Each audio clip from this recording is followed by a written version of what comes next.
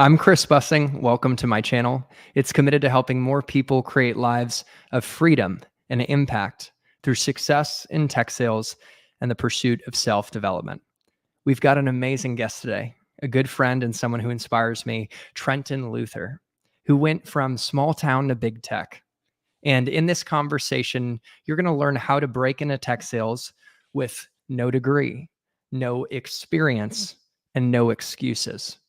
And you're going to learn the mindset that will differentiate you when it comes to networking to get your foot in the door in tech sales and get into interviews, when it comes to actually interviewing and succeeding as a seller. So make sure to really soak in this conversation, take notes, and give it a like and share it with more people who could benefit from the message. With that, Trentyn, thanks so much for being here, man. I'm excited to dig in the conversation.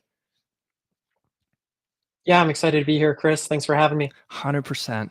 So you have a unique background and a unique backstory getting into tech sales. So can you paint a picture of where it all started for you? And in fact, talking about where you come from, your hometown, and just take us on the journey.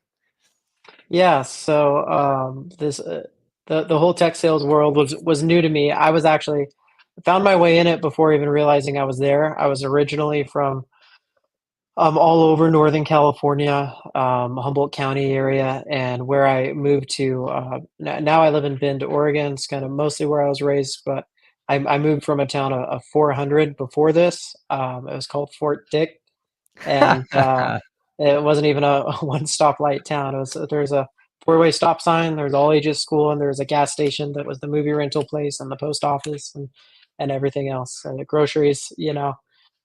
So when I moved to Bend, I was like, "Wow, this is the biggest city I could imagine." It takes 10 minutes to drive across. Like this is insane. I can't believe 60 or 70,000 people live here. This is the biggest thing in the world. So it was a long shot away from the typical idea of how you get into tech sales. And so what did your parents do, by the way? Because we're talking one off and I'm like, wow, that is pretty far away from tech sales. Yeah. Yeah, so both my parents worked in a mill, and then my mom eventually got a job as a banker, and I think she set well, I know she set all sorts of records as like in sales as a banker. But when you come from a little bit harder background, the next cushier job is like all I have to do is talk about this, cool. And she took that mindset, and so she did really well there. And so she was a banker, and then after my parents separated, when she married a roofer. And then they started a roofing company together, bought one rather, and they ran that growing up. So you had some disadvantages on paper starting out, and you don't see it that way, right? And we're going to get into your actual competitive advantages, which are pretty extraordinary that's led to your success. But let's just go on this tangent for a bit. You come from a small town, your parents were doing things that were pretty far away from, tech sales. You had some health challenges, and some like challenges even in academics, right? And so I don't know, paint a picture. This isn't a sob story, right? But like some of the adversity you had to face, and also, your thoughts on like school. It seems like it wasn't really your thing. Yeah, no, no, it wasn't. Man, yeah, so health challenges, like I wasn't expected to have a real high chance of survival early on. I had a really rare condition, and they were just kind of making some somewhat educated guesses as far as what to do about it, but it didn't look great. I ended up because I had surgeries early on, and I was struggling with my health early on. Everything was delayed. I think I started walking around too, and like those little fundamental noises that you make as a child. I was really quiet because I was sick all the time, and so I didn't have that. So I had like speech impediment, and so people thought, in the best case scenario, they thought I had an accent. In the worst case scenario, I was the butt of a lot of jokes, and I didn't like school. I didn't see the connection between that and success. Like early on, I was like, all I have to do is be competent to be successful. Like, why are they telling me I need this grade? Are they really not going to put me in the next grade if I have a B versus an A versus a C? Like, why is there all this emphasis on things that have nothing to do with what seems like the real world to me? Yeah, that was a paradigm shift for me, and I went down a typical track of like go to a high school and try and get into a top university and do that. But you followed a whole different path. That's really a wonderful path that there's so many people out there that are trying to break into tech sales they're like, school is not my thing. I don't have a fancy college degree, but you know what? I'm smart, I'm capable, and I can crush it. And you're living proof of that. So we'll get more into, the mindset that helped you succeed, networking, interviewing, as I alluded to, and even in the sales role. But yeah, I wanted to get your thoughts on your actual competitive differentiators. And a lot of it boils down to your upbringing and your family and mindset. But we looked at some disadvantages on paper, but tell us, what were your actual competitive advantages? Yeah, so I mean the disadvantages, we've already listed a few of them, and then the speech impediment and just I would say what felt kind of like a disadvantage at first ended up being an advantage. The character that you can kind of build through tougher times was definitely an advantage. And then I always kind of related more with the teacher than the students, and like would make jokes that like only the teacher would get. And so like while I wasn't the most popular kid early on, me and the teachers, before I was a lot of trouble, we would get along pretty well, and they enjoyed me. Once when I wanted to do other things, my interests kind of swayed. Like I didn't do as well in school, and so but that initial, I think maybe. I think people started catching up a little bit later on in life, but early on, I swear, I was really bright 8 concussions ago. And then so I think that was something that helped, was not being a complete dummy, and having a sense of humor. Even though like in school, especially early on, it didn't do me any favors. It just kind of made me feel more isolated. And then I think my biggest advantage was just my mom. She had like a I can do it mindset, and there's a lot of quotes about like how your parents, or especially your mom, is the voice in your head telling you you can and can't do it later on in life. I know Freud said that. I know it's not hard to find a connection there. And for me, gosh, what was Freud's? I think it was your mother's favorite, and ensures that you always have the voice in your head of a conqueror, or something along those lines. Like I love that. whenever I see something that I actually want, I'm like, why on earth couldn't I do that? Like I can do it. I might not be the first one there, but I can get there. And so for me, seeing her live that, and just making things happen, and like just being a go-getter, and then her speaking positively in my life, I think if it was the opposite, I feel like that would have been a bigger challenge than anything else I faced. Yeah, we share a competitive advantage of having amazing moms. So, and also, I got to give a shout out to my dad, who's live, and he says, "Hello, Trentyn," but I think he threw an L in there, Trentyn. But he actually says, Hello, "Make Mr. it Bussing. Yeah, he was actually looking forward to this. We talked earlier, and he says, "Make it happen, man," and you just use that exact expression. And so it's clear that, and when I talk to you even outside of this interview itself, you're like, success just, or failure isn't even an option. Basically, like success, it's just inevitable. And isn't that kind of your mindset? Yeah, it is inevitable. I feel like Thanos, like it's an inevitability. It's just a matter of when, because like if I'm not so disadvantaged that no matter what I do, I can't get there. So and there's a lot of things that I do have going for me, like having a mom like that I had. That was a big one. And also raised with a set of values that I had. It was kind of built into my nature to treat people as if they mattered, and like to interact with people in engaging way.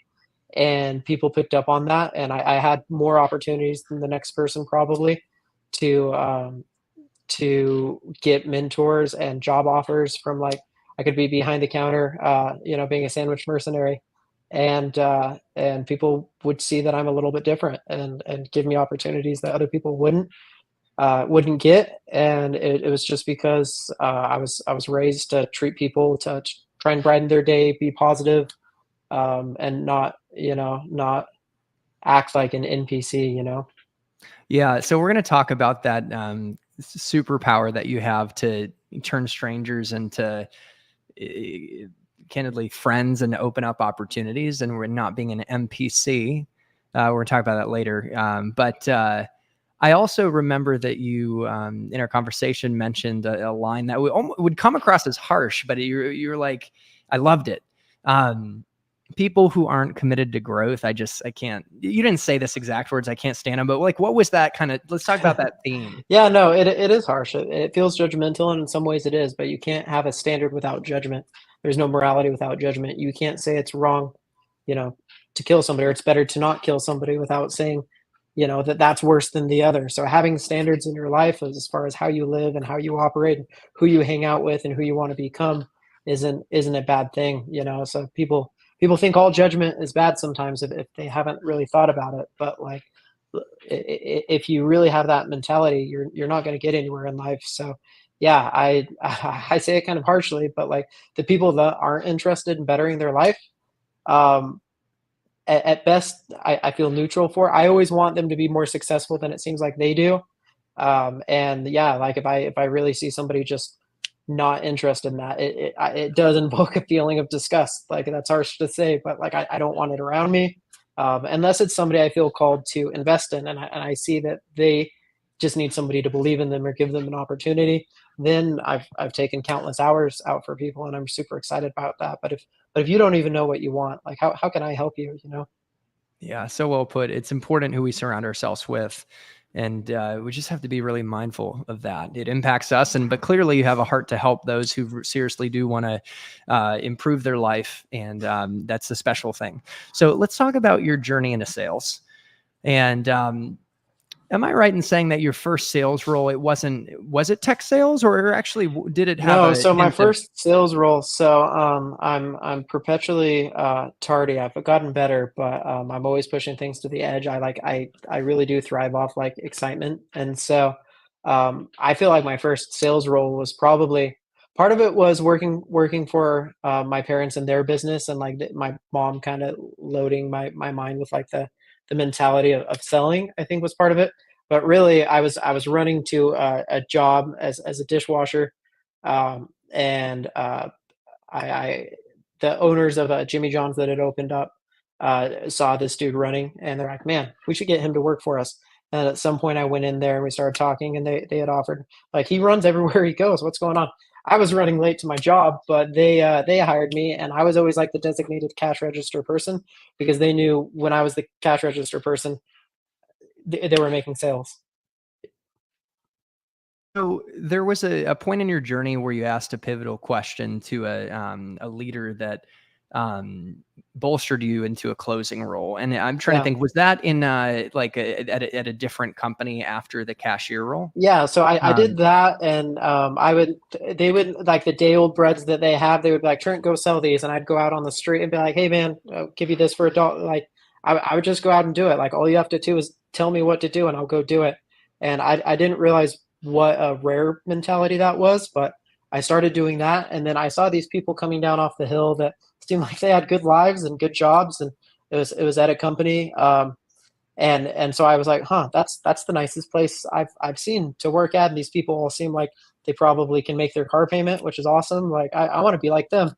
And so I ended up applying at that place. I think I got shut down, and I had to work on building a resume. So I ended up doing kind of recrafting, highlighting like the sales portion of how I was like the salesperson for that company. But then I also did I did door to door vacuum cleaning. I did Cutco selling knives. I had like 5 different sales jobs at once, doing everything I can, trying to get 10 years of experience in like 2 years, right? And you can say that I did this for 8 months, and I did that for 8 months, and I did that for 8 months. It happened to all be the same 8 months, but I was making sales and being successful for all these different companies. So eventually that was enough to where I got that job that I applied for. Well, not even that one. So I went up to the company on the hill. I applied for a closing role, and they gave me what essentially translates now into like an SDR role, but they called it a call director. So I was like, okay, well, at least I can get a job here, and I can work my way into that. And so I did that, and then eventually got an opportunity through bring back to your question. The question that I asked that invoked the opportunity I got in a closing role was it was a call director appreciation lunch, and I raised my hand. I was like, hey, what can I do to make myself like more competitive for a closing role? So I'm the person I'm sending these leads to, and the it was the I think it was the VP of call center operations, maybe director, but his name was Darren, and he said that that's a really rare question, and he's actually going to circle back with me. And he seemed to like really be thinking as he said that, and I didn't really know what was going on. And then later, I think it was the same day, my manager had reached out and said, "Hey, Darren was super impressed by you. He wants to meet with you on like a mentorship like schedule to help get you ready for this next role. So are you willing to do that? And are you willing to meet with him every Thursday?" And that ended up opening up doors. I felt like I was representing him, so my standard was even higher after that. And he turned me on to so many different books and mindsets and just sharing his experience with me. That was the first like real big break I got in terms of somebody handing me something in life. So you asked this question that catapulted you from an SDR equivalent role into a AE equivalent role, a closing role. And so I'd love if you could share it one more time, because it's a really great question, and then kind of break down why it was so powerful. You know, he never fully explained what it was, but now that I've been in the game for, over a decade, I think it was the ownership and how I phrased it. And it kind of unknowingly revealed how I thought about things. But it was, what can I do? So do to make myself more competitive for this role. It wasn't, hey, how can I get a promotion? How can you give me this? It Yes. wasn't so much a self-serving answer. It was more like, how can I improve to get this, not how can I get this as I am. And it showed like a willingness to put in work. And I think that's why he gave me a chance there. So a couple good lessons already in your journey. When you were told, go out and do this, you just did it. You didn't make excuses. You just went out and did what you were told. And some people might say, wow, that's too simple, but it's just literally like going out and executing and having humility to get the job done. And you also showed ownership in that question, like, what can I do to better myself, rather than, oh, what are you going to do for me? And so I just feel like two great lessons there. And so you did get this promotion to a closing role, and you became the top performer, didn't you? Set all these sales records. Yeah, I'm sure I'm forgetting about most of them. It was a while ago, but yeah, highest single sale booked, highest conversion ratio, highest total amount booked month over month. Yeah, I killed it. I had his knowledge, and then the books that he recommended, and the time that he took. And I had, I think that sometimes it's really exceptional, bright people that do really well in life. And I think other times it's the people who are dumb enough to do what they're told, you know? And I think that my magic ingredient was the second one. Like there's interactions and humor, and there's things that maybe not everybody picks up quite as easily. But really, at the end of the day, it was being dumb enough to do what I was told, and like not question. I was like, "Are you kidding me? I don't have to roof in July. Like all I have to do is go out and do this or say this on the phone. Like, what are they going to do? Like fight me over the phone? Yeah, you got it, boss. Like no problem." And I built a system, like a kind of a script of things I needed hidden every call. Call quality, like your calls were shopped, so quality was another thing that they like secretly graded you on over the recordings. And I was like, I'm going to check every one of these, and having that like willingness to apply what you learned is really what made me took me from average at best to exceptional. And this leader also took you under his wing, didn't he? And you had mentioned to me, it's really important to find good leaders to work for. Maybe that's the most important factor when, choosing a company that will determine your success. So tell us about the importance of, I'm trying to use your words, finding like a fanatical champion or something like Yeah, that. so finding a champion, internally that is really your manager, because your manager is the coloring in the light that everyone else is going to view you on. You're never going to what's actually, you know what, I'll leave that. But it's so much harder to succeed in spite of your manager. So Eric Thomas has a quote that I really like, that's go where you're celebrated, not tolerated. And I could be Mm. doing the same job for 10 different managers and have 10 different careers, because I had a manager, Maggie. I was super rough around the edges. Did not the things that I said and did, and like my mentality at the time is makes me laugh now. But she saw somebody that worked hard, was willing to do what I was told, genuinely wanted to do the right thing, and was willing to do like whatever it took ethically to get there.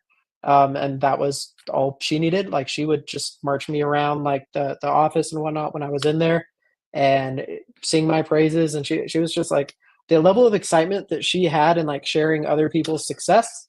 I don't even know if I've seen since then. So it was super encouraging. I feel like I won a lottery just by having her. And you can only hope that for the audience out there looking to break an attack or get their next promotion, that they win the lottery with a manager that isn't always disparaging them and telling them like what they're doing wrong, but obviously gives them feedback, but really amplifies their successes. Yeah, And I think that's the type of leader I would look for, is somebody who celebrates your wins, amplifies your wins, not highlights your losses, you know, because I've screwed up plenty of times. I've done things well plenty of times, and a manager is going to highlight one of those two yeah. 100% of the time. You just have to figure out what type of manager they are. So one more time for emphasis, the line about like you want to find a place, the tolerated line versus, Yeah, yeah. go where you're celebrated, not tolerated. Okay, cool. Go where you're celebrated, not tolerated. So I shouldn't call it the tolerated line, the celebrated line. So, Yeah. so this manager or this leader took you under his wing, and he celebrated your successes and amplified you. He also asked you to really invest in your learning and education. So, what were the books you were digging into that really shaped you and your sales approach? Yeah, for me, I think that my mindset, I think that like the health challenges I had was one of the biggest reasons why I have the mindset that I do, of like, yeah, I'll that well, I'll do this. Like I'm either gonna die or it's gonna happen. There's not like a third option, you know. And so I think one that I really enjoyed was Dino's The Greatest Salesman in the World, because while it's aspirational and motivational, it's not going to tell you how to get to your pipeline. It really speaks a lot to the motivation, the mindset that it takes to get there. And then the other big one that really made a difference was How to Win Friends and Influence People, and that's a little bit more actionable in how you treat people, and it also helps you with your mindset and how you go about your day and treating people like they matter. And both of those, I would say, were two of the most fundamental. But he gave me a handful of books, and it was always my goal to go out, and we would meet every Thursday, I think it was. I wanted the whole book read by like the next week. I used to stay up days at a time. Whenever I found a good book, I've always been a reader. That's another advantage I've had, was my mom was a reader and my older brother. So I thought that was cool. But then he encouraged me to slow down, write about what I'm learning in each chapter, and then we would discuss it when we met up, and that made a big difference. Slow down, really focus and take it in, and write about it, take notes. That it sounds like that's a recipe to really internalize the information so you can translate it into action and get results, rather than just having it go in, I guess not one ear out the other, Yeah, but in your eyes. and And I don't know what the one expression eye is. out the other. Yeah, Yeah. Anyways, let's go with it. yeah, Right. As my mom always said, progress, not perfection. And at the end of the day, we know in sales, action is what matters, even if it gets a little messy. So, with the Ogmandino book, there was a aspect of talking about the value and the thread. Let's talk about that. What was that like? That's just like a nice little nugget I wanted to extract for the audience. yeah. I think it. I tried to find it. I didn't reread the whole book. It's only 100 pages, so I could have, but I think the closest to finding it I came. I think this might have actually been the quote. It was, "Today I will multiply my value 100-fold. One grain of wheat, when multiplied 100-fold, will produce 100 stalks. Multiply these 100-fold 10 times, and it will feed all the cities on earth. Am I not more than a grain of wheat?" Hmm. So it's like, if I value myself more than a grain of wheat, why can't I do the same thing? It might not be an outward thing. I might not be able to clone myself yet, but I mean, I have 3 kids so far, so I haven't given up on that. Yeah. Wow.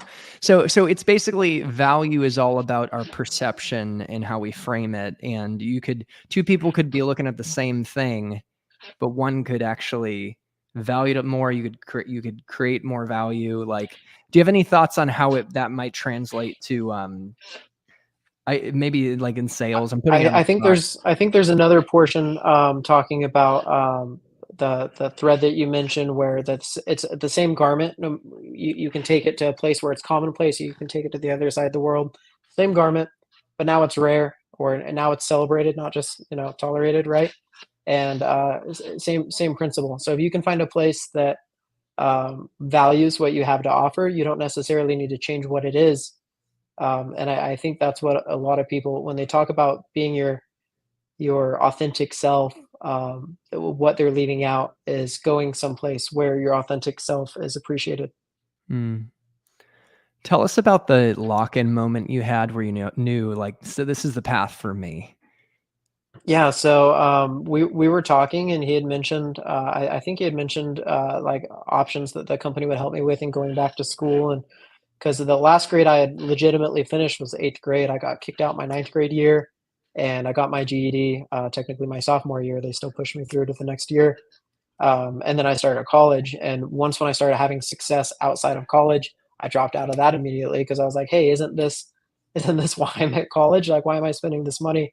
I didn't have any grants or anything like that. I was like, why am I spending this money when I don't need to? And he had told me that it might not be the easiest path, but I don't need to go back and finish. And in sales, it's unique because much like the quote I just shared, you can multiply your value without a piece of paper saying that you've done whatever course. Outcomes are what matters in sales. Like nobody cares about how long you worked or how hard you worked. They just care about the outcome, and of course doing it ethically. And once when I realized what he had said to me was, I had done a trip to Africa, and I was planning another one. And missions have always another huge competitive advantage is my parents exposed me to helping people in need early, and so that's in this motivation. There's always people to help. I was planning another one. So when he said that, for some people it might be a Lamborghini, but for you it might be mosquito nets. But whatever it is you want to do, you don't have to leave sales to do it. You can do it all inside of sales. You don't have to choose between providing for your family, going back to school, providing for other people outside your circle. It can all be done in sales. And I was like, all Yeah. right, cool. So I'm going to live here. I'm going to do this well. And that's all I need to know. Done. So sales is a career path where you can have it all. You could make a lot of money, use that to fuel passions and experiences and other businesses. You can build connections. And because success is tied to outcomes, it's not tied to time. You can get really good results in a short period of time. So I love that lock-in moment you had where like, this path is for me because I can do it all. I don't have to compromise. Yeah, I remember thinking about like where my priorities lay, and I was like, you know what? Why don't I just work harder and work smarter and increase my value? And then I don't have to choose between giving my family the life they want, being around for my kids, being able to help other people, and achieve other things that I care about outside of work. Like I'm greedy when it comes to life. Like, when it comes to making deals with people, I'm flexible, and I try to make things happen, and would rather someone else win than myself. And I think that relationship would last longer. But when it comes to life, like I'm not getting another shot at it. Like why should I have to choose between raising my own kids, my wife raising my own kids, helping other people? Why not just do everything? So then you, I don't know if this was the direct next step, but you got into car sales, try that out. And then a mentor came along that let you know about this company called Rackspace, and Rackspace sales you, and that Yeah. led you into big tech, And so Yeah. was car sales the next move though? Or didn't you, Yeah. you So must have had some stuff in I between. sort of. So I left that job. I went to Uganda with my girlfriend at the time, now my wife, um, and we spent a couple months on that trip. And I started like a piggery, and we built a school, and it was like a self-funded trip. And we didn't do it through a program or anything. We did that for a while, and I came back, and I didn't really want to go back to that company because um, my mentorship with Darren was over. I'm not even sure if he was with the company at that point or if he had moved on, but it had been a couple of years or so. And when I was talking about being an outside seller, when I learned what they did, and I was like, yeah, I can do that. Let's go. I have better numbers than my manager has ever had. I've had better numbers than all these people that have been talking down to me for the last, 2 years have ever had. Like, give me a chance at that, or let me know what I need to do to get there. And when my manager, a different manager, but when I got promoted, I had a different manager that wasn't as fanatical about my success. Um, when she had talked to the higher ups, she said they literally laughed at the thought of me doing that. And I was like, all right, well, I overnight lost all interest in what I was doing.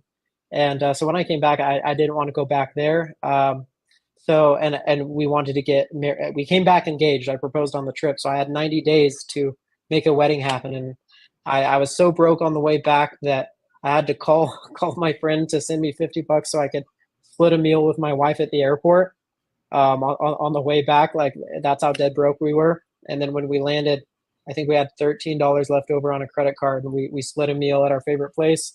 And we're like, okay, let's go out and make life happen. We have 90 days to make a wedding happen. So I did wildland firefighting, delivered pizzas. I applied to be a salesperson at a car dealership.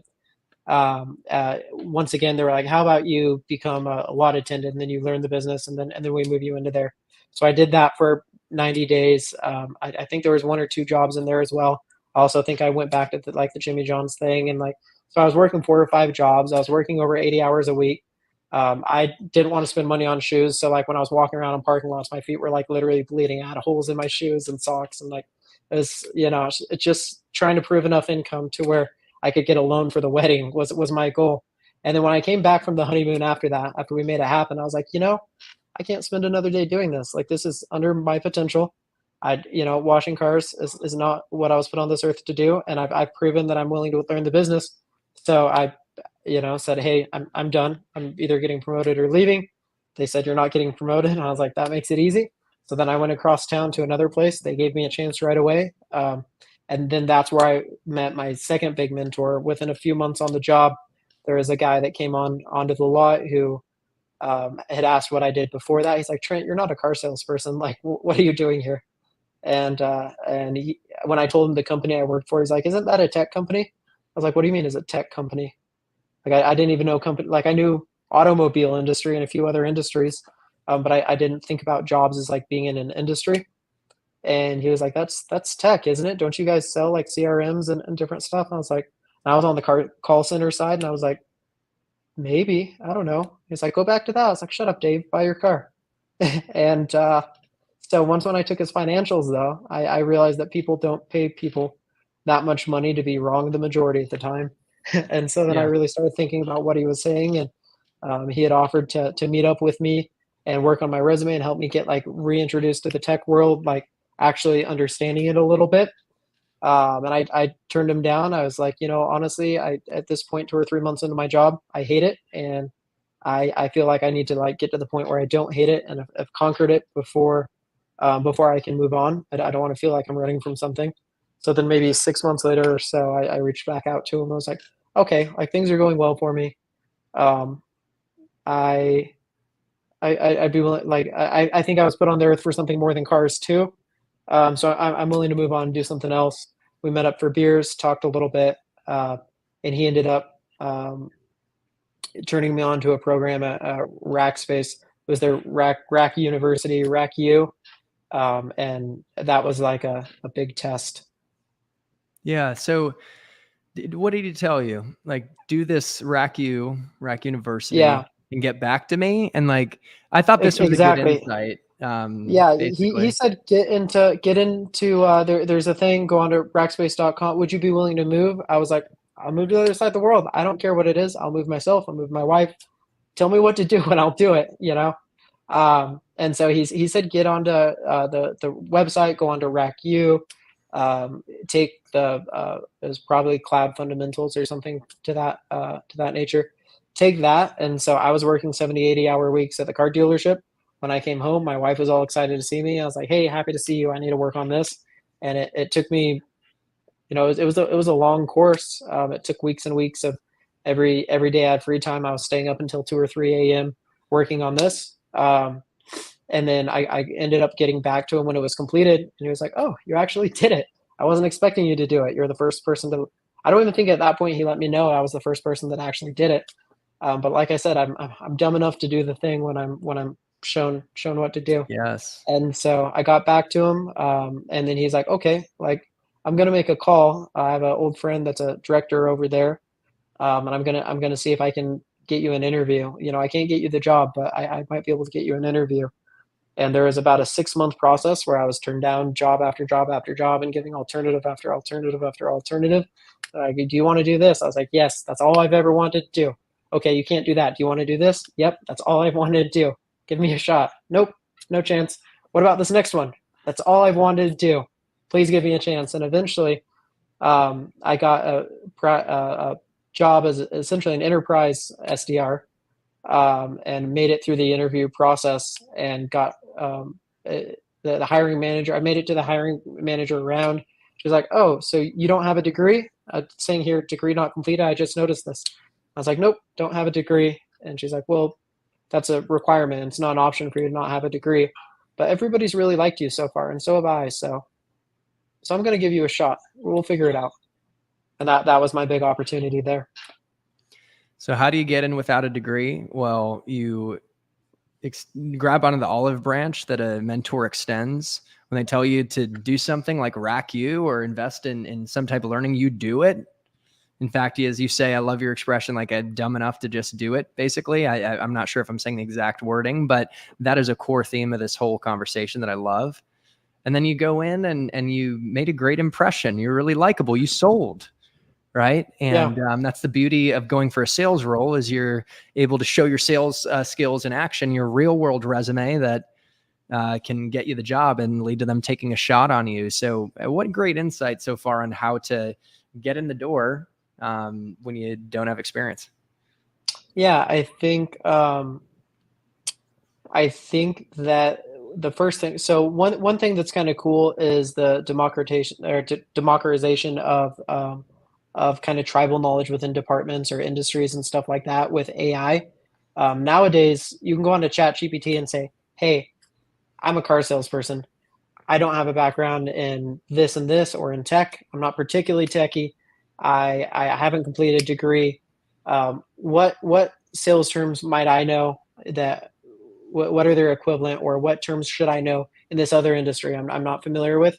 And it'll just tell you. So like being an SDR at a company now is way easier then you had to have a connection inside the organization.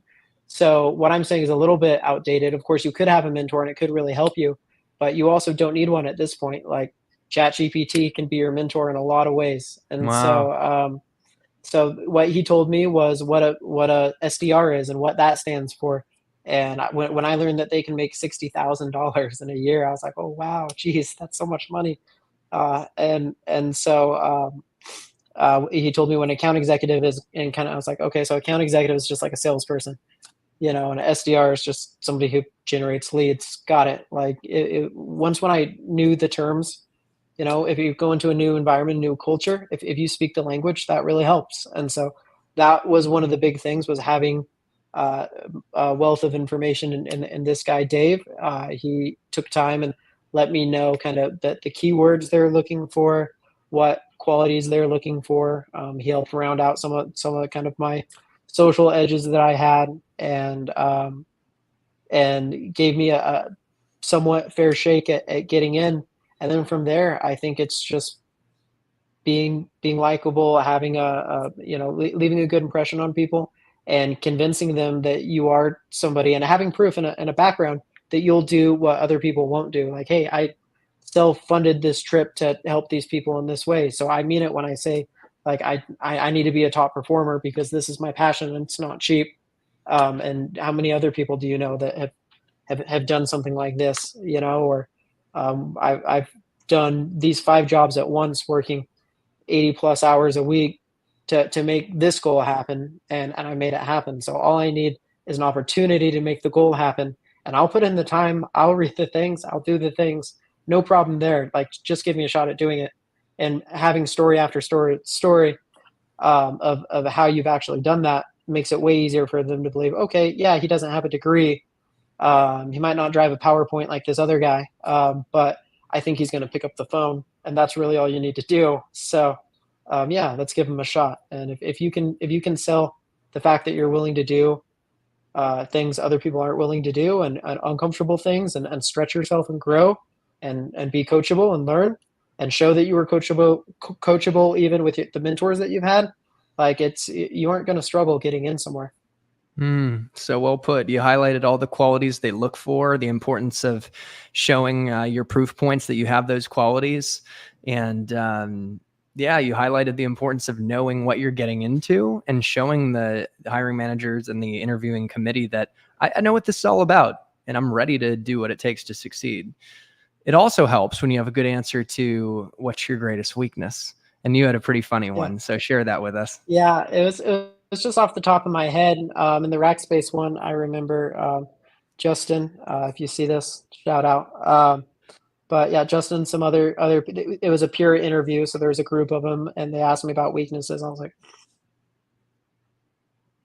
"This is confidential, right? Like you're not going to share this with other people outside of this interview process." And they're like, "Yeah." I was like, "Squats are by far my weakest point. I hate doing them. It makes me feel sick. If I have any excuse to get out of doing squats, by far my biggest weakness."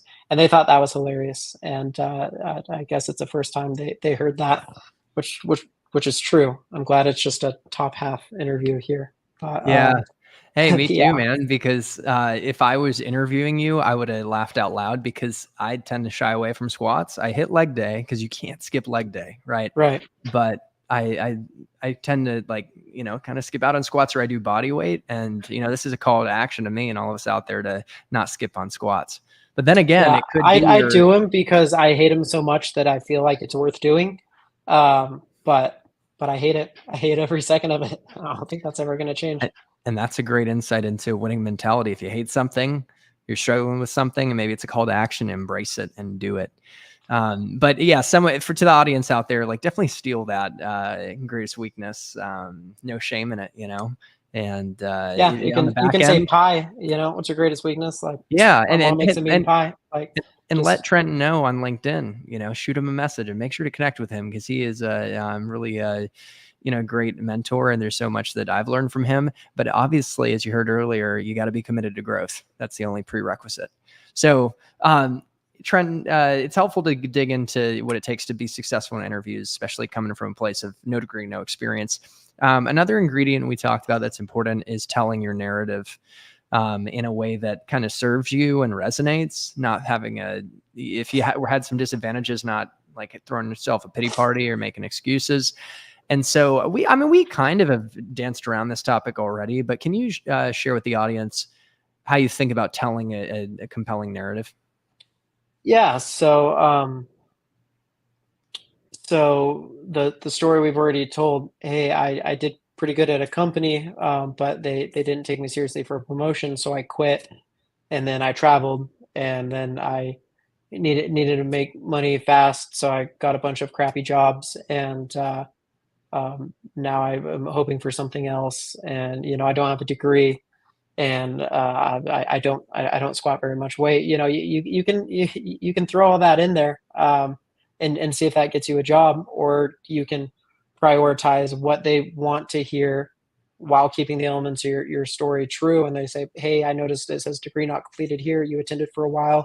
You can say, "Yeah, I hate school," or you can say, I did that. I found a lot of success in my sales role that I was doing on top of school at the same time. And I realized I didn't need to complete my degree.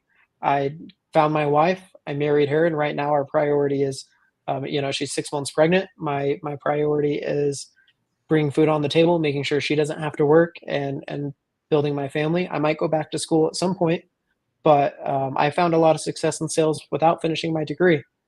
I'm like, hmm, okay.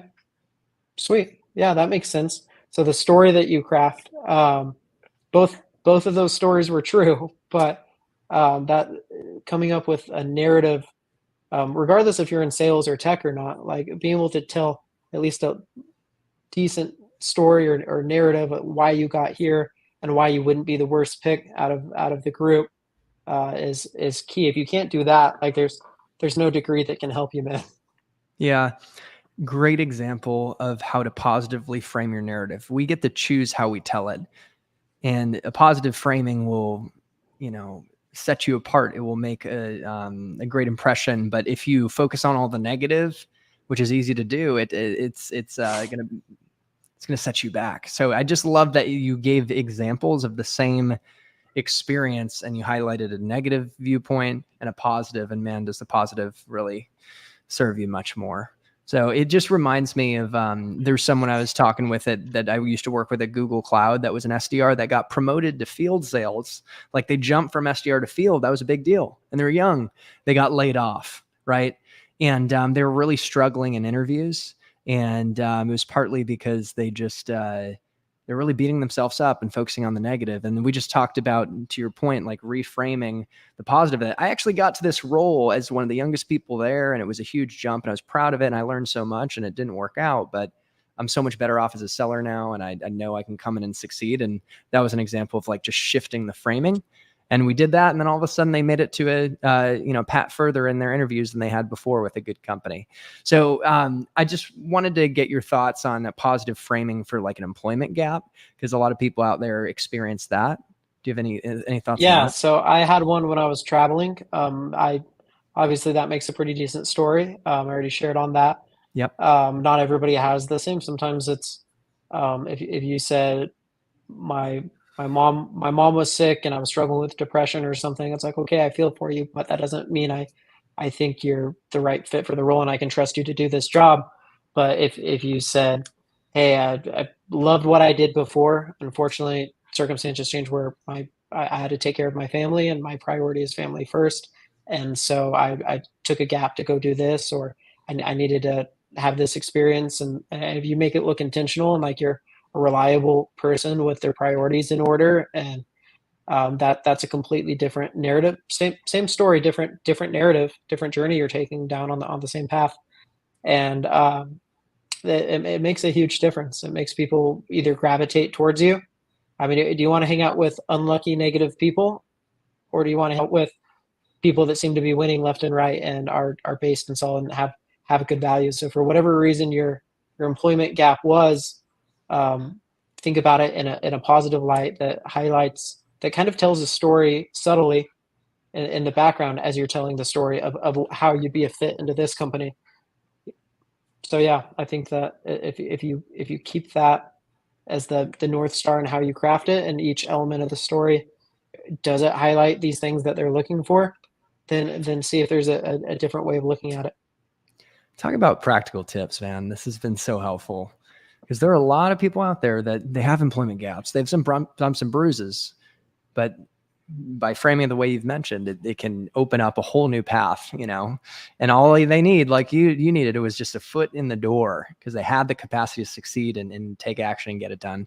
And shout out to my mom, who we kind of shouted out earlier, but she's here, and she says, this is so inspirational, Trentyn sharing invaluable information for succeeding in sales, which is required in really any other career. I agree. Like, they talk about it's transferable. Don't you think? Like, Trentyn sales skills and the mindset, doesn't it transfer to all types of things?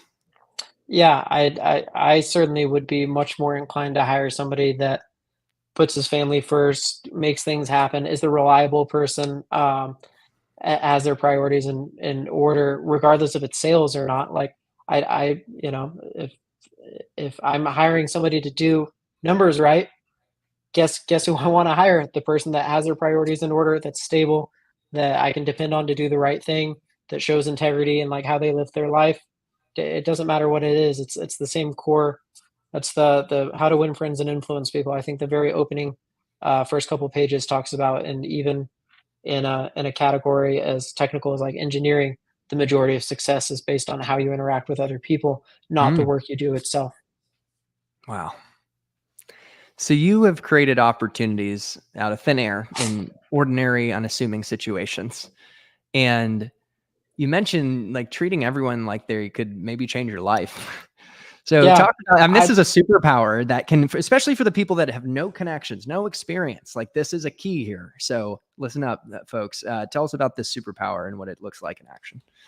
Yeah, so for me, I'm a Christian, and that's how I was raised, and so I had that. That's just kind of another advantage, is like the when it's actually put into practice and not just a status on Facebook. It's you treat people a little bit better, at least you try to, and so I was raised that way, and it wasn't a grand manipulation scheme of like, hey, I'm going to befriend a customer who's going to change my life, like.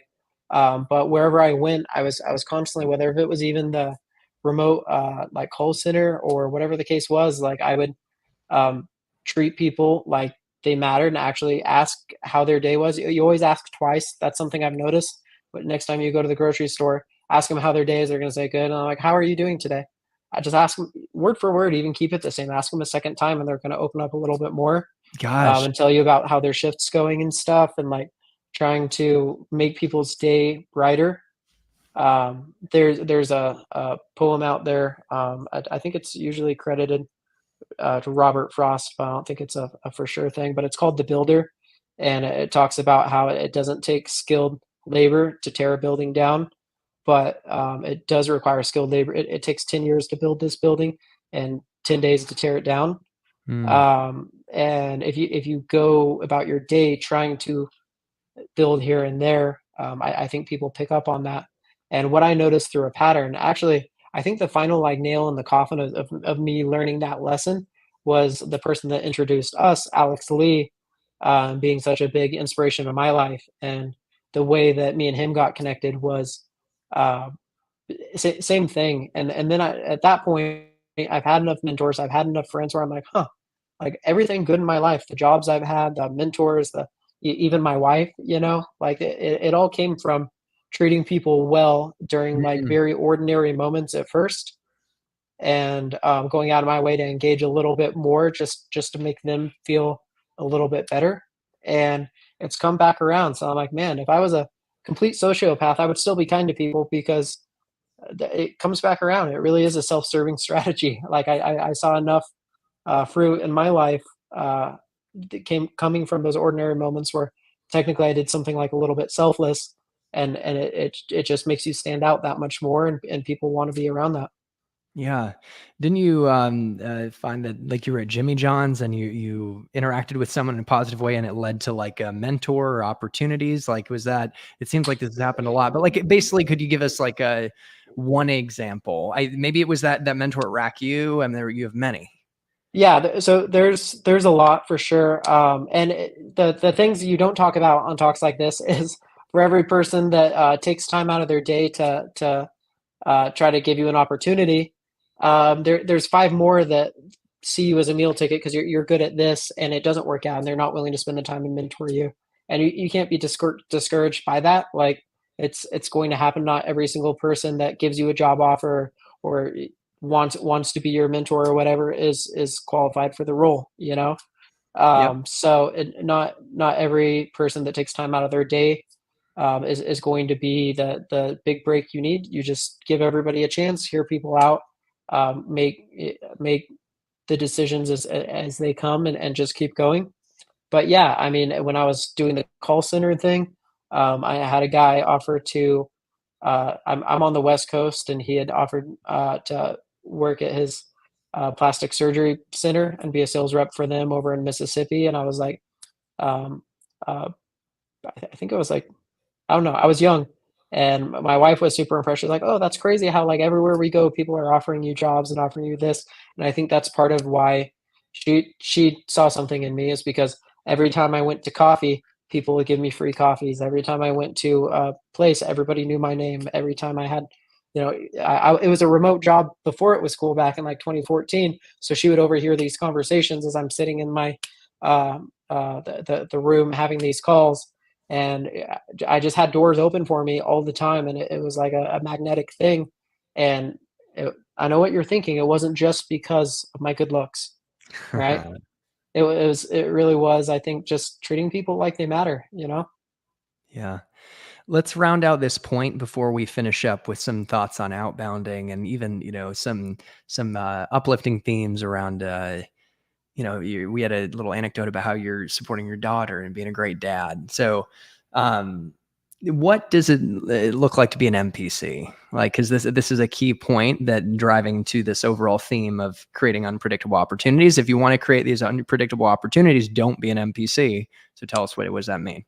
Yeah, so for me, I'm a nerd. I try to play Dungeons and Dragons once a week with my buddies that I grew up with and stuff, the ones that are also serious about, growing up, not living on Neverland.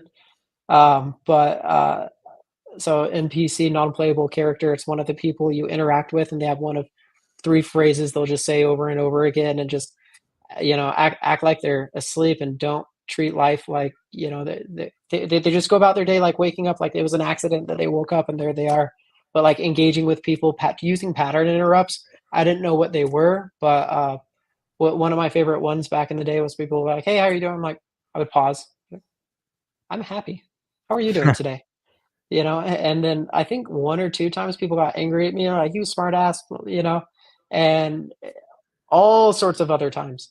It led to big tips, job offers, this and that, like just little things like that. It doesn't saying I'm happy instead of I'm good, how are you? Or fine, it gave me more opportunities than most of your degrees ever will.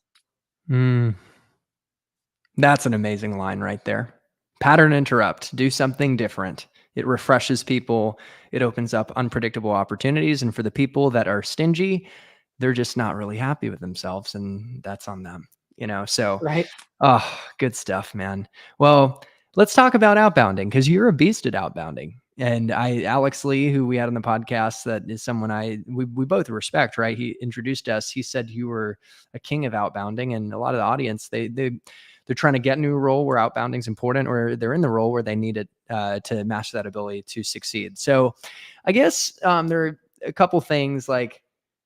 You mentioned a metaphor of like the difference between like a black belt and someone who's not a black belt, and it ties into like Yeah. kind of prospecting and the fundamentals. So hit on this metaphor, because I think there's a lesson in it. Yeah, so white belts. So I practice jujitsu, and white belts and black belts. When you practice jujitsu, you have to make sure everybody knows around you. That's one of the rules. It's like CrossFit. So um, one of the things I've really internalized that's been said to me is a black belt does the same moves as a white belt, but at a black belt level. It's the fundamentals that get you further in that sport. Yeah, you pick up tricks along the way, but like you're not going to base your game off of tricks. It's a thing that takes 8+ years to grow is expertise at the fundamentals, not learning this really complex fancy thing. Um, and it's the same with sales. It's when I started as a dishwasher. That was actually before that. It was a auto. My first job ever actually was helping somebody. This woman had cases of water at Costco. My mom raised me to go over there and offer to help her. I helped her load up the cases of water. I was 14 years old, and she gave me a job as a shop boy at her auto body shop. She was like, "Hey, do you want a job?" And I had been looking. Nobody would take me because of my age.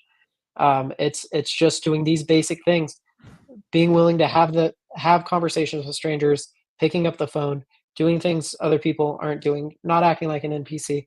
All these things. If you do that, like you have all the skill set you need to get into sales. And even though I had started in an SDR role and worked my way through, and even before that, what I ended up realizing as a closer in an enterprise closing role, and other opportunities there, and starting departments and inside sales teams, was the thing that I kind of had. I'm not going to say the least respect for, but the thing that I took for granted the most, the basics, was actually my superpower. And so then that's when I decided to go full time, self employed, into consulting or fractional. Sales development director, and helping these companies do that, because it was never my closing skills that got me. They were fine enough to get by, but the thing that made me a successful sales rep was typically my pipeline. I was able to start conversations and see opportunities where somebody says, "Oh, I don't know if this guy's qualified," and give up easily. I would stick with it, and fully discover the opportunity, and then find out that there's this huge opportunity if we start talking about this. And so that was a huge differentiator for me. It was the fundamentals that got me to where I am now. And I think that anybody can start with those fundamentals and go from there. So the fundamentals and being a really good prospector that builds a big pipeline and can hang in there to qualify opportunities actually was your special sauce. And it wasn't even like closing. You close deals, of course, but you're really good at building pipeline. And that has even opened up consulting opportunities. And now you're full into the world of entrepreneurship. And I just think that's inspiring. And it's a good example for the audience out there who's getting into tech or in tech, to know that a path that you can, basically follow going down the tech sales route is getting into consulting and entrepreneurship. And it just give us a quick tease on what it's been like getting into like full blown entrepreneurship. Man, if you're familiar with the meme of the little girl on the carousel going around and she's just being dragged, a little bit like that. So it's a lot like being an SDR, especially it's a very self-fulfilling prophecy when you're selling sales development. You have to do a lot of sales development, and in the process of doing that, you're proving that what you do works. And so like it's you have to be comfortable with not having a 100% success rate on everything all the time, and it's just a matter of sticking to it until you succeed, not trying it, you don't succeed, and then you stop. But like we've already discussed, a lot of the things that I saw early on as weaknesses make it easier for me to get in the door. Like the fact that I'm soft spoken, like it didn't do me any favors in Call of Duty chat rooms as a kid. But now when I call people, they're like, he doesn't sound like a pushy salesperson. And you stick with it long enough, you figure out what your superpowers are, and you lean into them. And I feel like no matter what category you're doing, whether it's sales development or a different company, if you're an entrepreneur and you're following towards the things that make you, that even might not seem great, but you're pushing towards that, I think you discover what your superpower is and what you're going to find success in as you pursue building this business. And a calm tone is so important when it comes to cold calling success. Because if you're too harsh and aggressive and intense, it's going to put off like warning signals in the prospect's mind. So I do really appreciate your calm tone. And people out there, if you're not naturally a calmer person, you're capable of that. You can do a little breath work or meditation before you make the call. But I just had wanted to double click on that. That tone is really important. And I'm curious to just get a little bit of perspective on how you approach cold calling. I don't know if we had talked about your webinar cold call script. Was that a cold call script that we talked about before? I'm kind of at the point where, maybe I should, but I really don't have a script. I, I like to, you can do the paralysis by analysis thing. And so I usually, if I need to, I will know what I want to say while the phone's ringing. And also with my tone, I feel like it comes across genuine, because it is like, I don't have to fake it. I'm genuinely lost in the phone call and trying to find my way towards a solution with the person. So like what I had mentioned before with like the webinar, I was making some webinar calls for a client that day. And it's like, hey, I'm calling from this company. I noticed you had done this. I'm not sure if you actually attended that. Did you get a chance to see it? Okay, cool. Well, I was hoping to send that your way. If you thought you could find the time at some point, we have a recording and it's really sectioned really well to where if you were just trying to get a nugget of information, I think you'll find it pretty easily. That be useful? Yes, no. Okay, cool. And then I have to put my salesperson hat on here as well. Was there a particular reason why you attended the webinar? Is there a project that you're working on right now that was top of mind for you, or was this general education? And then they'll let you know, like, yeah, actually, I have 100 something clients that I've been trying to find a better solution for, or I'm in a meeting, fuck off, like you're going to get one of those two. So then make another call. Calm, real, and curious. It's the way you were being, I think, was most powerful than the perfect script. But you were smooth too, right? Like I'm putting my sales hat on here. I love to use that line. It's just kind of aware. Hey, I'm a sales guy. Brace yourself here. I did that. I actually did that. I did that in an in-person meeting. Actually, a couple of days ago at Starbucks with this head of global delivery, and I had to go in and ask for. I wanted to. In this case, I was asking him for referrals from his network. And he didn't at the time have anyone top of mind, but he's like, you know what, I'll think about it. And it's like, you got to go for it. And sometimes asking is hard for people. It feels a little unnatural, but don't you think like that type of line, like, oh, I've got to put my sales hat here.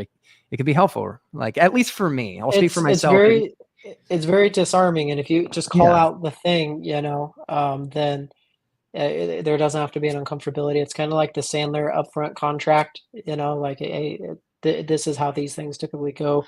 Does that work for you? And If they agree to it, great. You're on the same page. Like you're bracing them, you're anchoring with an expectation, and then they're not like, wait a minute, you're a salesperson, I caught you, like I'm gonna hang up. You just told them like, hey, this is the purpose of the call. Like I want to be helpful, but I would also love to keep my client. So, you know, Yep. And one thing I used to say is that, like, yes, I do carry a quota for, like, when I was at Google Cloud, for driving revenue for Google Cloud, but I'm never going to sell you anything unless I'm solving a meaningful problem and helping you out.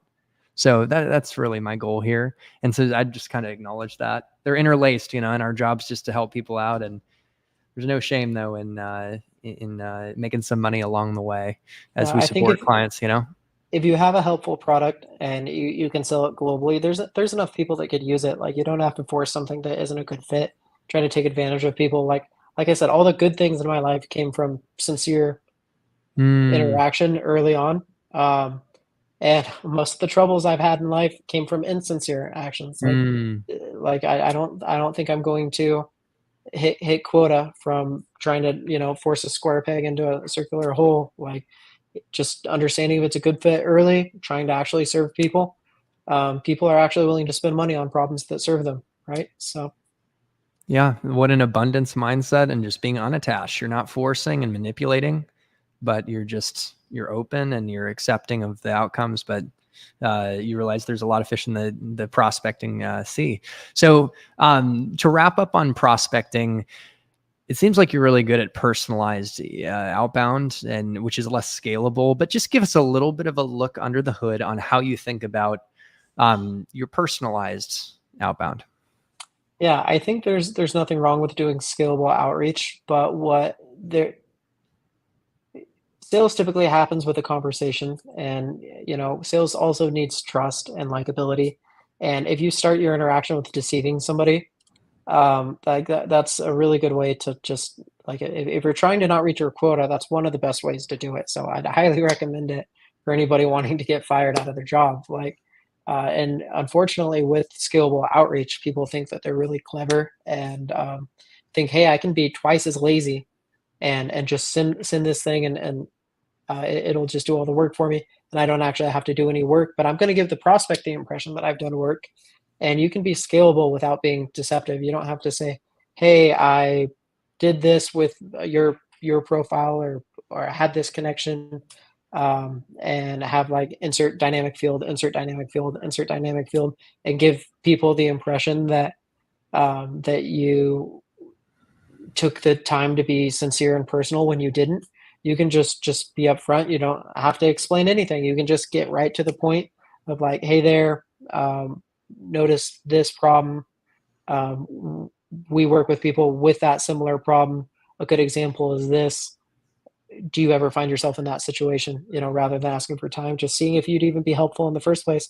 And at no point did you say like, this is something that I've sat down and studied. You're giving them the impression that you took a personal outreach, because it really leaves a bad taste in people's mouth. And once when you have those scalable things set up, when you have those generalized outreach set up, and that's running in the background, you're not doing anything that would break trust with clients, and you have that running. That just gives you more time to do this stuff that can't be scaled so well, and actually digging in on clients. And I try not to send like the same thing twice, really. Like I like there to be a little bit of difference between, kind of like with the phone call thing. Like if I have a script I'm trying to run, like people can smell insincerity, but if I'm genuinely trying to work my way through the conversation with my 8-time concussed brain, and they hear me, working it out in my head, then it is a sincere, problem I'm trying to solve along with them, and asking for their help and inviting them to join me in solving that. And it's okay to have a plan, but I really think that the whole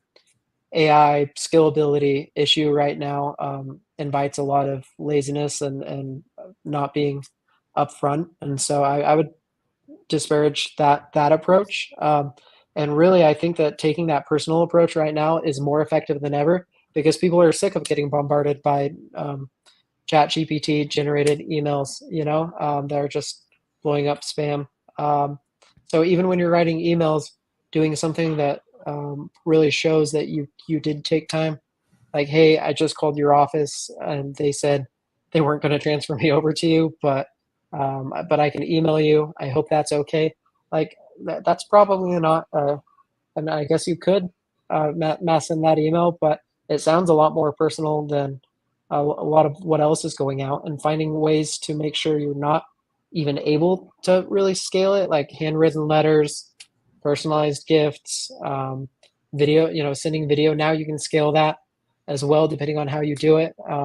But be honest about it. Like, be proud of who you are at the end of the day. Yeah, David Rivera says in the comments, the insights you and Trentyn Luther are sharing today are fire emoji. Great job booking this guest, Chris. Yep, I did pretty well for myself, and thanks for thanks for that love, David, and thanks to our buddy Alex Lee.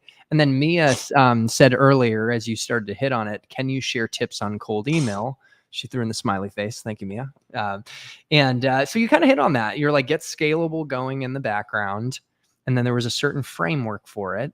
And then also do very personalized outbounding where you might acknowledge, hey, I called in, that didn't get transferred, but stuff like that it's personal, Mm-hmm. it's thoughtful, you show effort, and it just doesn't, it wouldn't make sense for other people, right? It shows you made an effort. Is there anything else you'd add in terms of like tried and true cold email tips? Yeah.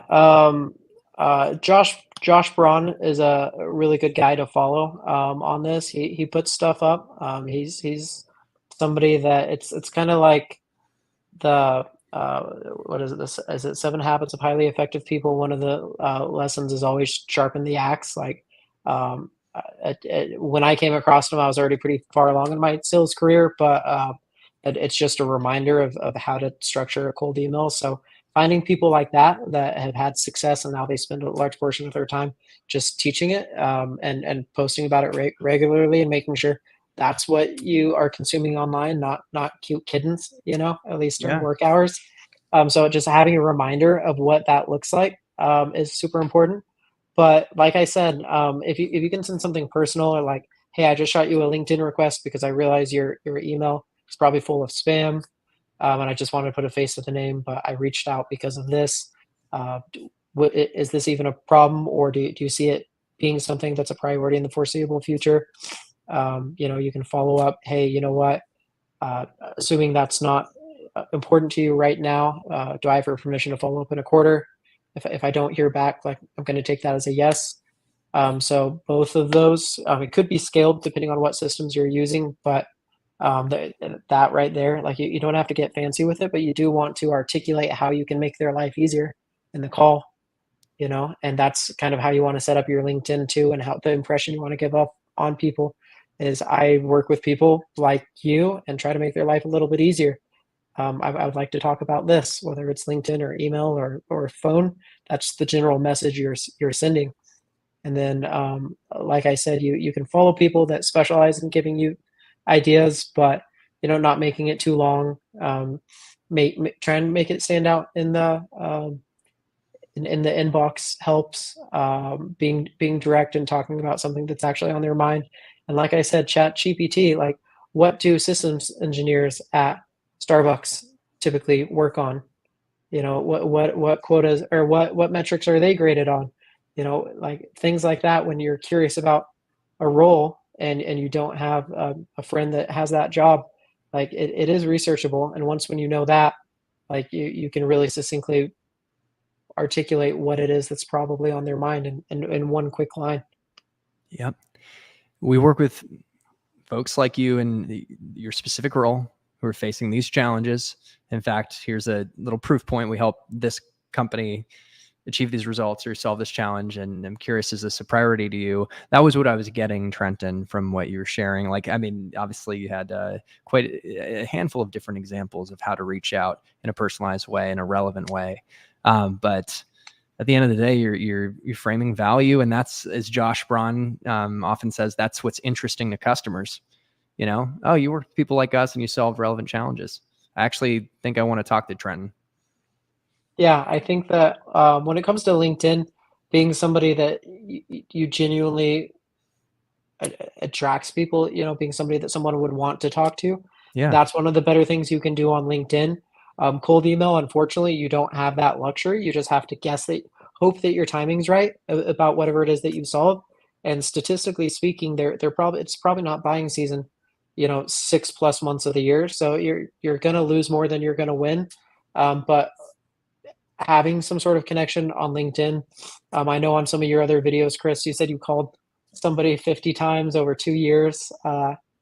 And like, yeah, I guarantee you he knew who Chris was, and Yeah. he's like, damn it, I can't get rid of this guy. It's easier to work with him than not at this point. So Yeah. sometimes it's a long play. And if you have to take that approach, making sure that the ACV makes sense to invest that amount of effort into it. Yeah, I'd want to double click on what you just said. Make sure that the ACV makes sense. The annual contract value makes sense. The long game is powerful when you build familiarity over time, but it's got to be for the right, high potential customers. But I did, Trent, have a meeting I got for the first time after 3 years with There you but I go. finally met him in person, and when we didn't get an immediate deal after it, but it felt really good. And of course, though, you have to be closing deals and making progress first and foremost, but just nurturing in the background, knowing that this company was high potential. And one key thing that I have to hit on is that the follow-ups over time, as you build that familiarity, they have to continue to stay thoughtful and relevant and positive, right? Like some folks might get really frustrated that they're not hearing back and like, express Yeah, that like frustration. And that's like the prospect breakup knows it's nothing. breakup emails.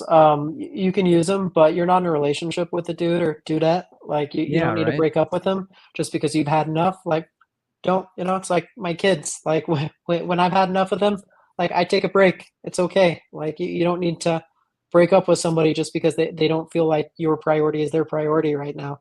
Like you can circle back, and then it makes you look very insincere and genuine when you send that. And even 6 months later, a year later, you reach back out. It's like, I thought we were broken up. Now you want to talk. Like I'm not a Yeah. big fan of them. It's like your timing's off. Don't do something that would make it so you wouldn't be available to them when the timing's right. There's one guy that I'm chasing. The longest one I'm chasing currently right now is going on 2 years. Wow. It's right around that 2 year time, but we're gonna work together. Like we're either gonna Dude. work together or I'm gonna die. But there's not a third option. And he's Amen. somebody that is genuinely. I reached out to him not because I think he's going to be the highest ACV client, but I just really enjoy the guy. And I would like, one big thing in my entrepreneurial journey is working with people I genuinely want to work with. Like in sales, there's in tech, there's a lot of people with very different opinions about the world than I have, and I just shut up about it, let people say what they want to say, and then I go on with my day because at the end of the day, like I'm hired there for a job, and that's what I'm focused on. But now that I work for myself, like I get to choose who my clients are, and so far everybody I work with, I genuinely enjoy, and there's been times I've had opportunities to work with somebody, and I'm like, no, no, I'm okay, And then there's people like this guy who I've been like, man, working with him, like he seems to have the same core values that I have and a similar mindset. I would like to work with him. It's just a matter of like the stars aligning. So it's fine. And those types of things, whether it's a big enough ACV or a pleasant enough person to work with, um, it's worth the time. But don't obsess over it and be a crazy ex girlfriend and burn Yeah. bridges over it. Yeah, crazy ex-girlfriend or crazy ex-boyfriend too, because guys can Right? do it Yeah. too. But it's so Yeah. important, man, to follow up, just play the long game, be patient, and don't give in to the temptation to get frustrated, because the moment you do that, you burn a bridge.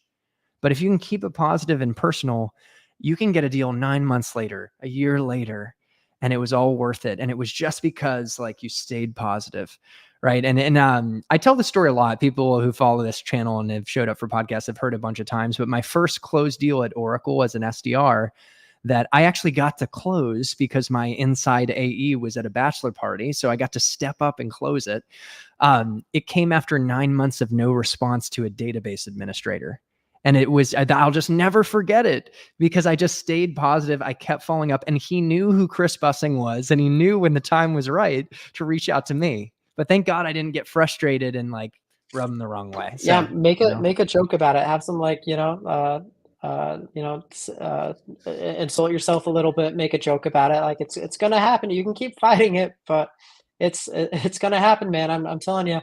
And like they'll laugh and you'll have a good time. Even if you're not on the phone with them, over email, just make it a casual joke. Be like, all right, well, I'm gonna let you off the hook for now, but you'll see me this fall. Like you wait. And then when you Yeah. do, then they're thinking to themselves, huh, this person follows through on what he says he's gonna do.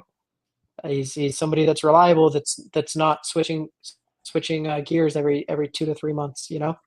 Yep, showing that reliability and just that desire. Like, I really want to talk to you. And I have to bring this up. This is so funny.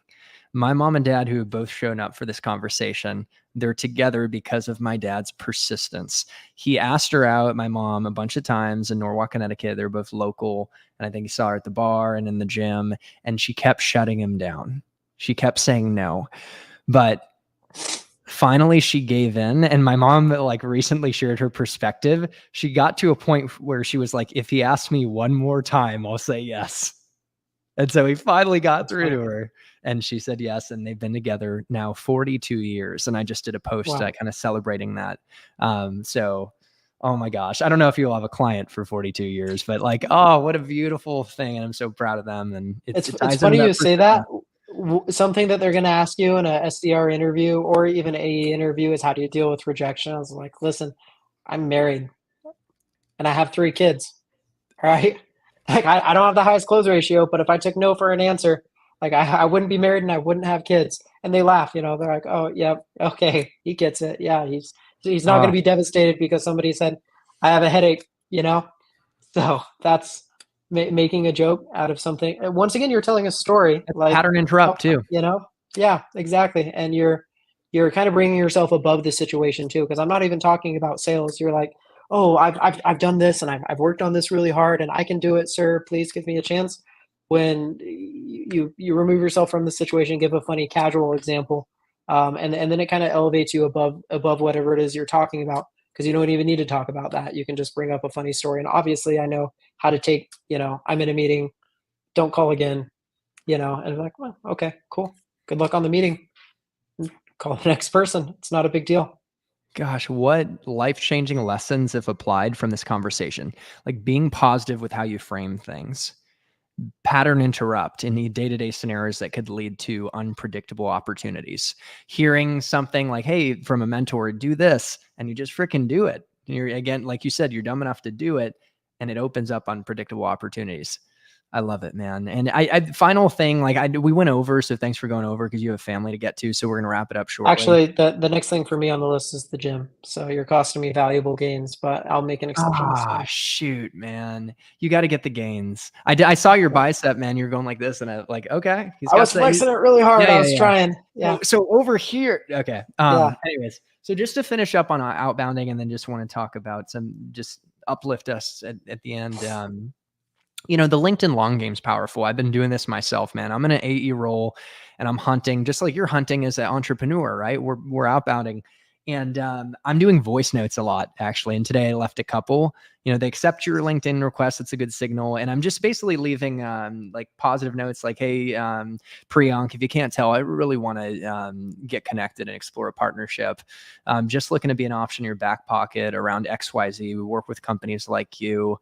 And hey, you're a priority for me. So I'm in no rush at the end of the day, but get back when you can, either, here, or I also sent you an email. I just went off the cuff there, but I'm really enjoying voice notes. And I bet like with your tone, and your calm demeanor, they could be really powerful. But have you played around with voice Yeah. notes at all on LinkedIn? I have. Yeah. I haven't done as much as I probably should, but I have used them.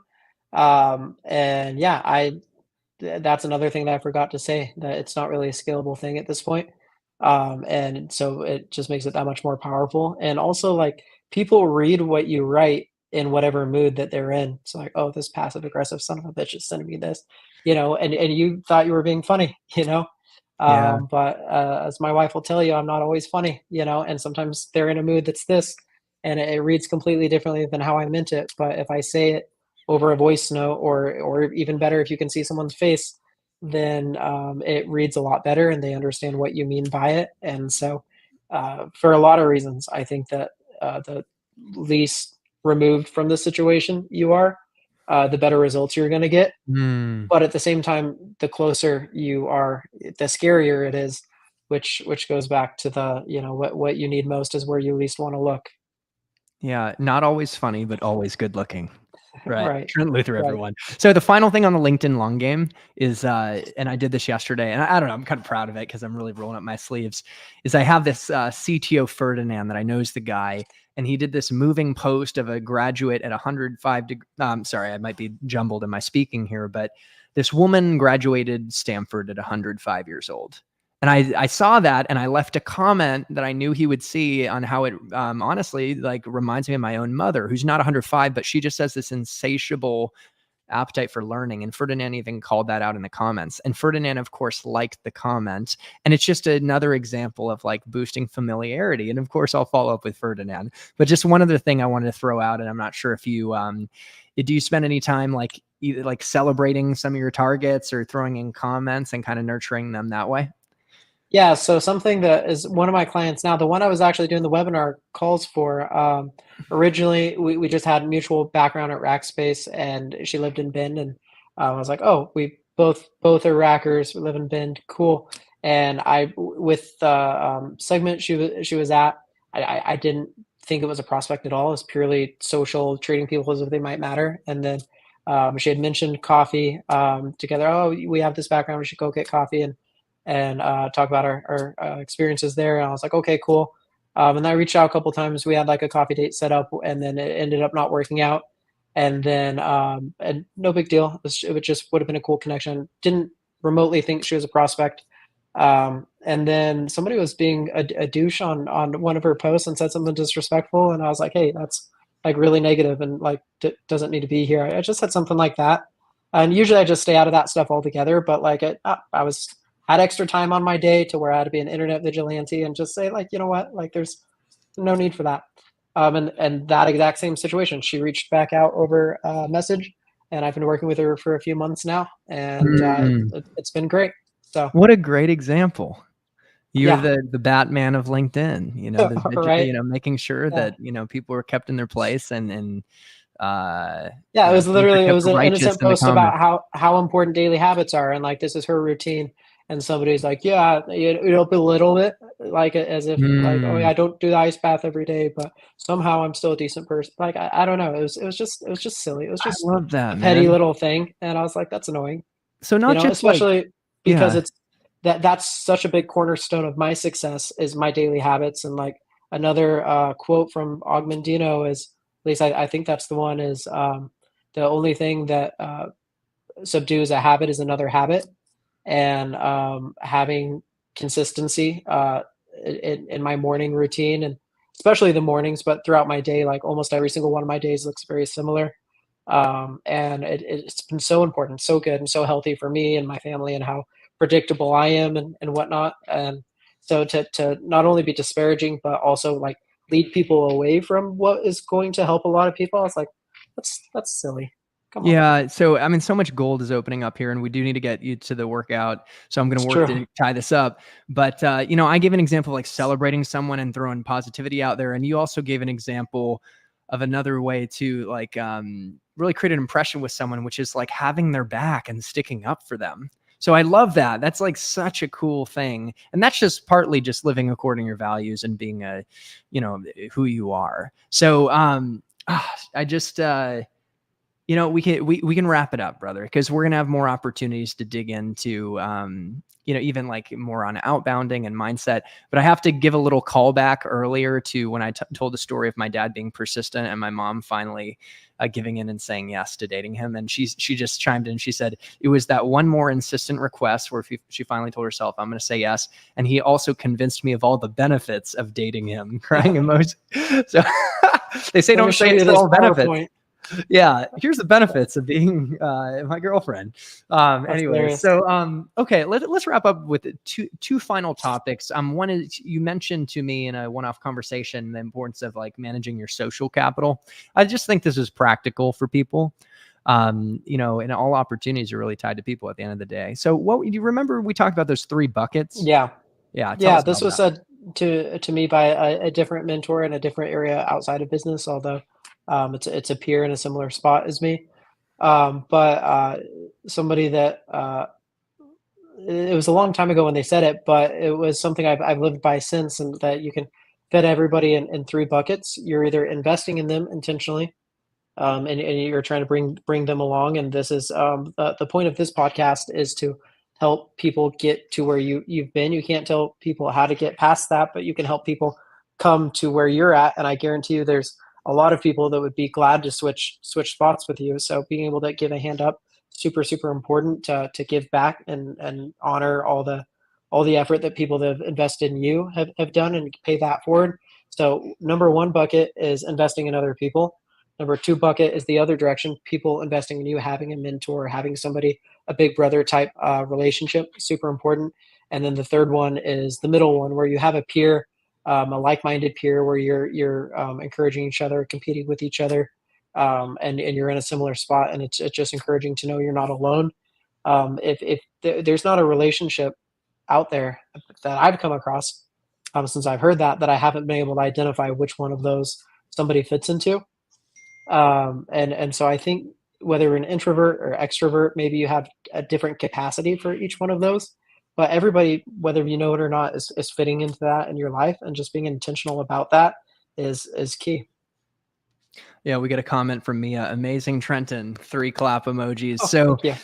Appreciate it. yeah, and thank you to the folks who've shown up live, and to those who see this video as it floats out in the evergreen YouTube sea. Thank you for your time and attention, investment in your self-development. And Trentyn, I just wanted to finish up by talking about a Zig Ziglar quote that inspired me, and we shared together. And it actually inspired a funny and a sweet anecdote around your daughter, and how your relationship. And it's anything worth doing is worth doing poorly until you can do it well. So, what are your thoughts on that? Didn't you even have a recent experience with your daughter that kind of? Yeah, so I said something. So my daughter has she's been doing swim lessons. She was embarrassed the other day. She didn't know how to swim, so we signed her up for swim lessons, and she's the only one out there. So it's just her and the instructor. It's like a little private one near the house that we take her to. And so like I think she feels a lot of pressure and anxiety, and she didn't want to do it. And she was uncomfortable about like just being out there. I think if it was a group setting, it would have been easier for her actually. But I told her your success in life is largely determined by your willingness to do things you don't want to do. And she said, I don't really know what you're talking about, but I don't want to be out there. And I was like, you know what? That's a little bit over her head. She's 6 years old. She's not quite ready to be an SDR. Although I have had her write a cold email and test that against other stuff. Are you serious? Yeah. That's awesome. So we'll get her there. But it was really funny. Not every single person is going to, if in my example, she was not the person that was ready to take the course and prove that she was, ready to receive that. But if you just make that part of who you are, you don't have to look to find moments of adding that in there, right? And so the quote that I have up on my LinkedIn from Zig Ziglar, and it goes very well with the one that you just said. But if you can get everything you want in life, if you're willing to help other people get what they want, I think that's probably my single favorite like Zig Ziglar quote that I carry with me and post up everywhere I can. You can get everything you want in life if you help more people get what they want. Thank you for sharing that encouragement, and the great story about your daughter trying out swimming, and maybe the lesson went over her head, but I mean, it certainly stuck with all of us, and she's going to do great things having a father like you and a support like you. Thank you. Can I call out 2 things? So one, as far as the fanatical manager that's focused on her success, being so important, I think it's really funny that both of your parents showed out to this, and it goes to show, like having like show of hands, how many people's parents would be on your podcast. This isn't your first one. This isn't your 30th one. This isn't your 100th video, but here they are still showing up. And here you are having a successful career at Google, and then beyond that. Not too many people make it to where you've been, but not too many people have champions like that at home. So whether it's home or work, it's all the same stuff. I wanted to call that out. And for Ron's question, I just saw, why don't you have a YouTube channel? I'm actually in the process of compiling all my jiu-jitsu losses into one video. And then I thought I would put that up just to encourage people. I was just getting my ass kicked, which is actually ties into what we're talking about really well, because you have to be willing to take those L's if if you ever want something else with your life. So I might end up Amen. having, it's a channel that's not public at the moment. But yeah, if you find me on LinkedIn, I'm there for now. And at some point I'll probably, my first video will probably just be me just getting my ass handed to me and beat to death by all these phenomenal athletes out there. There you go, man. Another pattern interrupt. What an inspiring conversation. Thank you for generously sharing your story, your insights, your mindset, and for fielding the questions from the audience. Thank you again to the audience for your questions and showing up. And Ron, you're right. Trent needs to start a YouTube channel. Beyond just that video that I look forward to of your ass getting kicked a bunch of times. Like, you Yeah. got so many insights around sales and life that you gotta definitely put that out there, because it's gonna lift a lot of people up. So, hey Trent, let's tie a bow on this. Any final thoughts? Any final calls to action? No, that was it, man. I was just super impressed with your parents turning up. It reminds me a lot of my own parents. And I mean, I feel like that's enough of a competitive advantage right there. I appreciate the time you took and having me on here. I'm looking forward to future talks. And I want to invite everybody, if you're somebody that will apply whatever it is we talk about and give it a shot, then connect with me on LinkedIn. I can help you get a role.